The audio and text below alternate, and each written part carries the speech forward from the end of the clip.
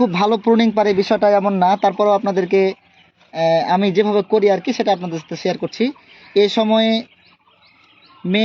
মে মাসের শেষের দিকে অথবা জুন মাসের দিকে একটা ফাউন্ডেশন প্রুনিং করা লাগে।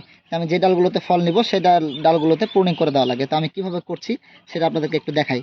দেখেন, প্রথম এই যে ডালটি আছে আমি এখান থেকে কেটে দিব। এখান থেকে আমি এই যে কেটে দিলাম।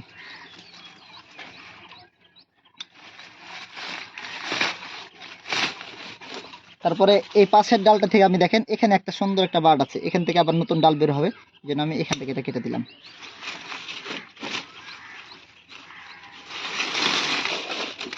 তারপরে ডালটাতে দেখেন এখানে একটু ক্লোজ করো, এখানে দেখেন এখানে কিন্তু অনেকগুলো ভালো ভালো বার্ড আছে। আমি যে কোনো একটা রেখে আমি বাকিগুলো এখানে কেটে দিলাম। তাহলে এই যে দেখেন একটু ক্লোজ করো, এখান থেকে এই জিনিসটা বের হবে।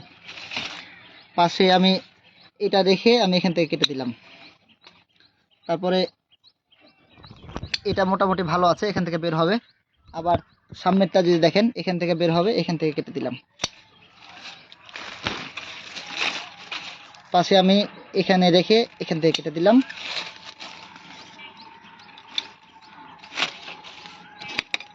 পরেরটাই এই জায়গায় কেটে দিলাম।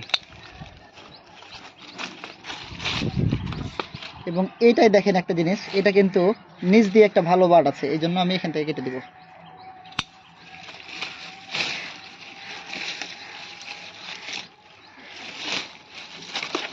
তারপরে সামনে দেখেন, সামনে আমি কি করব দেখেন, আমি এখান থেকে কেটে দিলাম। এই হলো ফাউন্ডেশন প্রুনিং। দেখেন এই যে এখন এই আমার এই মূল ডালটা যত মোটা হবে তত আমার ফলের গঠনগুলো ভালো হবে। হ্যাঁ, এখান থেকে নতুন ডাল বের হবে, এখান থেকে নতুন ডাল বের হবে। এই ডালটা আমি সামনে ফেব্রুয়ারি মাস পর্যন্ত এই ডালটাকে বড় করব, বা ডালটা যেভাবে যাবে পরবর্তী আবার ফেব্রুয়ারি মাসে আবার তখন ওই 2টা 3টা করে বা 4টা করে বার দেখে দেখে আবার কেটে দিব, ওগুলো তখন ফল আসবে। এইভাবে আমি প্রুনিংগুলো করে থাকি। যদি ভুল হয় তাও আমাদেরকে জানাবেন, আর সঠিক হলে তো আলহামদুলিল্লাহ। সবাই ভালো থাকবেন। আসসালামু আলাইকুম।